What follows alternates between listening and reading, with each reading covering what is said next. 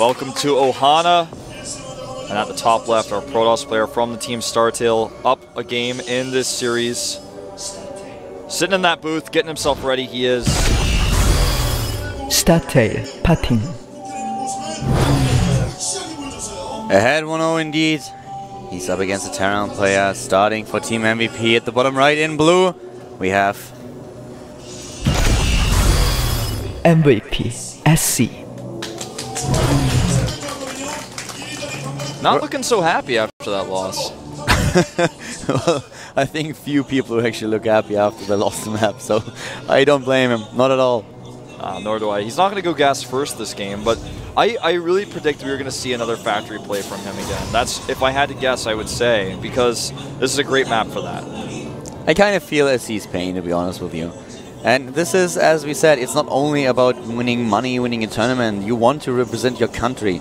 And especially this pride is so important for Koreans just in general. And I can understand that he's a little bit upset here. He wanted to start things off with a bang. And now here is actually a double barracks opening for SC. Let's see if the probe is able to spot it. Will Parting send it over to the bottom left of the expansion? If he's really keen on checking out the orbital timing, he may be able to see this, but SC may also hide that. We'll see. And yeah, he's not going to make the additional SCV. This will look like a normal timing. If he noticed that there was no flashing there, he may have been able to pick up on this, but that's a stretch. And even the SCV has been rallied to wall the probe in. Will he actually be able to do it? Yeah. Raise the depot. Probe's walled in. Perfectly executed by SC. No scouting information second barracks. So we're going to see naked 2 racks, whereas the probe sees no gas. Probably going to think 1 barracks expand here. Exactly. This is what you would usually jump to as a conclusion, and the Marine will now take down the probe immediately, and then we'll find out how well Parting is actually prepared for this kind of aggressive strategy out of his opponent. So here we go. The stage is set. Everything is done. Parting, what you gonna do, and see how are you going to execute a double barracks opening. Yeah, will he pull SCVs, or will he just wait and go for a multi-marine attack? I think if we see an expansion now out of Parting, SCV pull is the most likely choice. If you don't have gas and he's not getting a refinery or anything like it, he's just relying on Marines here, an SCV pull would make a lot of sense. I think he may pull just 4, and make a command center behind it. There's the command center going down here first before the attack.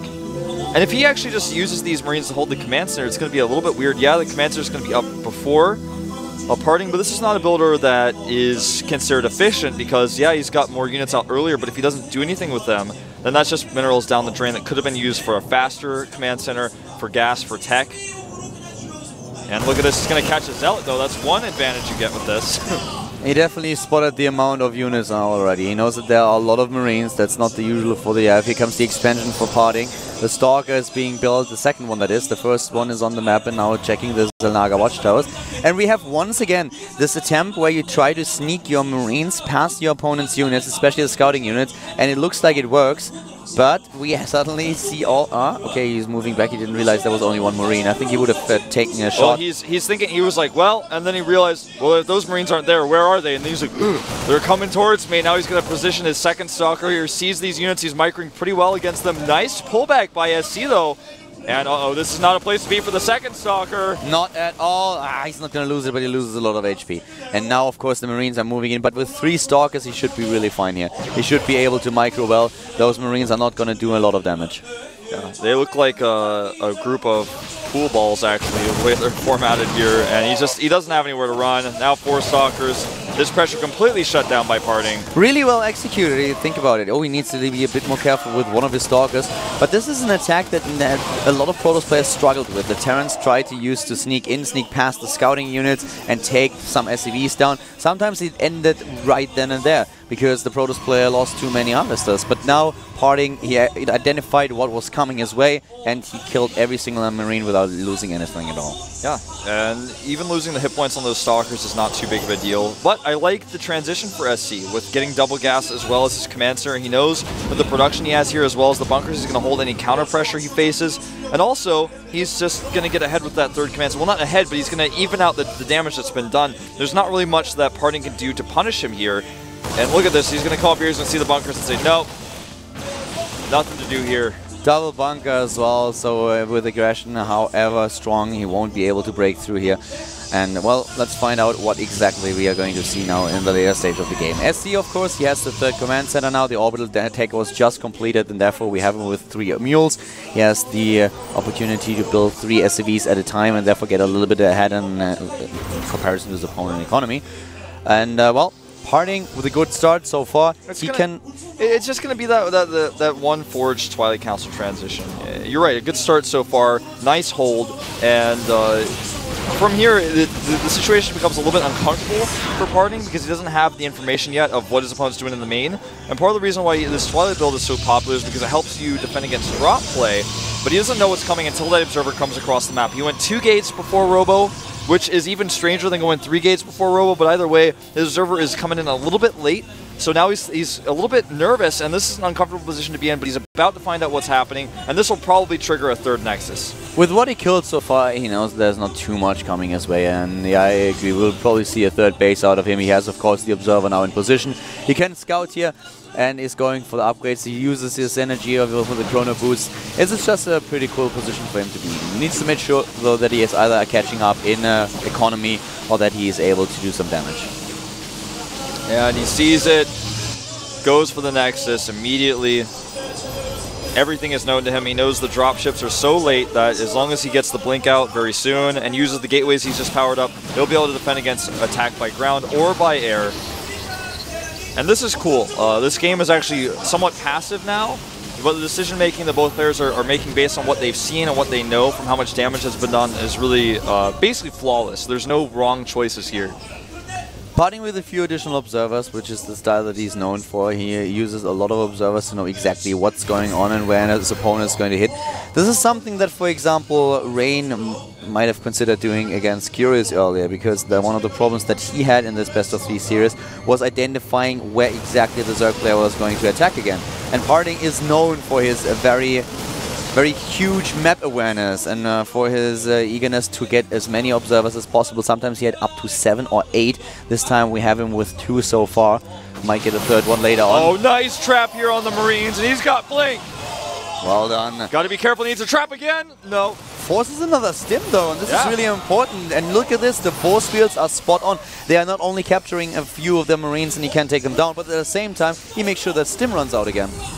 That was actually really well executed, and it was kind of a chance situation in some ways because he was at the right place at the right time, was able to do that, but he didn't hesitate for a second. That's, I think, one of the things I always like to say about Parting is he doesn't hesitate. Not with his storms, not with his force fields, not with his attacks. There's no thinking that goes on, he just feels it.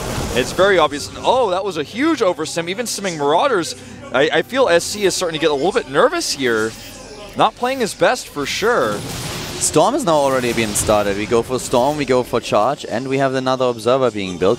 So once again, Parting making sure that he has the scouting information, and this time he's choosing basically the style that he is really known for. He was one of the first Protoss players who would skip Colossi and go straight for Storm, and just later add the ranged units. So this is actually pretty cool. Parting and his Storms, that's an insane composition, something that as a Terran player you don't want to meet. Gets the Observer, forces another small sim there, and with the Observers... That's unfortunate. With the Observers, you know, you can actually just spot so much of where your opponent's army is exactly, and as you said, this is why his Storms a lot of the time are so good. Do you know these sounds that you have at quiz shows sometimes? I bet you do have that near you as well. Like when you have a wrong answer, it's like, nah. Yeah, I know exactly what you're talking about. That's exactly what we just saw. The drop started and it moves like 2 meters to the left, and then immediately spotted by an opponent. Nah, and the crowd's like, not gonna happen. Yeah, exactly. I'm so sorry, your drop has been spotted. Wrong answer. Sorry, buddy. Try again. Here and he does. Go. He stims in and he wants this Nexus and he wants it bad. But do we have Storm? The base is dead. He tries to move back. More force fields. No, a blink. But this gives SC the opportunity to take a few units apart. This is such an annoying style from Terran. It is something that so many Protoss players really struggle with. Just this huge DPS that you have with Stim. Moving in, stimming, taking down an Nexus, and just falling back. And even with all the observers he built, he just wasn't quite able to spot that move out. That was the problem. Now a lot of these units very low on hit points, but the damage has been done, and Parting is going to be hurting from this for quite some time. The army supply is still very significantly in favor of SC, so Parting doesn't really have a timing he can attack with here. He committed so much to the Storm, and since he wasn't able to use it defensively at the critical moment where it was most useful, now he can no longer use Storm to attack. He needs to double expand or something here because right now SC's upgrades are still going. The second Forge is on the way for Parting, but he actually may fall prey to this drop as well. He doesn't have any more pylons to spot this time. And there's also no observer to the left side of the map, so if this drop hits, it could do a lot more damage that Parting would be able to withstand. In the middle of the map, once again, force fields needed to hold this Terran army at bay, and there's the drop. There is one... Well, there are a few units. He can actually take this down. If he is map aware enough to blink in, this is dangerous for SC. He could lose everything here. And he sees it! Oh, wow. Blinks! But the feedback goes down as well. Excellent here for Parting. This is what he needed, but the Marauders, they're still here. Exactly, and they still do damage. This was the best case scenario for Parting.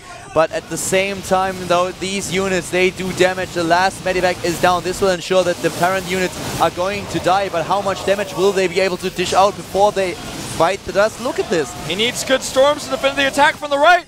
Beautiful splitting from SC, sitting in some units a little bit early, but even so, the storms are decent. The Zealots coming through here, and this is what Parting needed to close the gap in supply. He will chase several of these units down. No Stalkers to blink, though. That was actually really well done. Resources lost still in favor of Parting with 4,800 against 5,800. And this was pretty cool. So Parting now finds himself in a position where he has the lead in army supply with 91 to 83. His economy is still looking good. He has the 3 bases up. But SC already attempting to take another one and therefore putting his base count up to 4, getting the 5th orbital. Yep, and here we go. Zealots charging in here again. He does not have the Stalkers, so he doesn't want to engage this just yet. He's bringing the Storms as well, and I think SC does not realize the Templar are coming. Here we go. Some force fields going down as well, and the medevac pickup here is quite nice. He saves a lot of his units. His third base is a little bit vulnerable right now, though. +2/+2 upgrades have been started for SC, whereas Parting has those upgrades already, if I'm not mistaken. He's currently at 2 armor and 1 attack and tries to move in again. A really zealot heavy army here. And how many ghosts do we have? We have just one. One. That's not enough. It's not enough at all. And right now the ghost actually has enough energy for only 1 EMP. It's not going to be enough. The storms are good. There's no room for SC to move his units. He cannot dodge them. Oh wow, those storms certainly did enough damage, and now he's moving in with the rest of his army. He still has a few Templar available that he can use for additional storms, and there it is. And those Marauders, they try to escape, but as you already mentioned, there's not enough room to maneuver. Yeah, he doesn't even know what to storm next because there's just so little area. And SC dropping into Violate Crazy, the next wave of Zealots is likely going to be too much for him because this time they have +3 armor. Oh god, 126 supply against 106. The reinforcements for both players are arriving at the scene of the battle, but just look at how far and hard pressed SC is. Those charge lords are doing so much damage, and as soon as they are gone, the only thing that the Stalkers have to do is blink away and wait for the next warp in. Exactly, and here is that next warp in. Zealots running in again. The Stalkers doing the extra DPS from behind. He's targeting down the medevacs. They're all out of energy anyways, and this is just too much for SC to handle. The next round of warp-ins may be the last. Brings back his Stalkers again. Every single stim at this point hurts. The 4th base for Parting going up at the left side of the map. Archons are joining now the force. We have the robotic spay being built. And this is bad news, of course, here for SC, who's really hard pressed. His SCV count is down to 44 against 72 at this point. Army supply is in favor of SC, and he has a great tech here, good position for the star tier player to be in. He might be able to do what Curious did and win his best of 3 with 2-0. Yeah. But it's not over yet.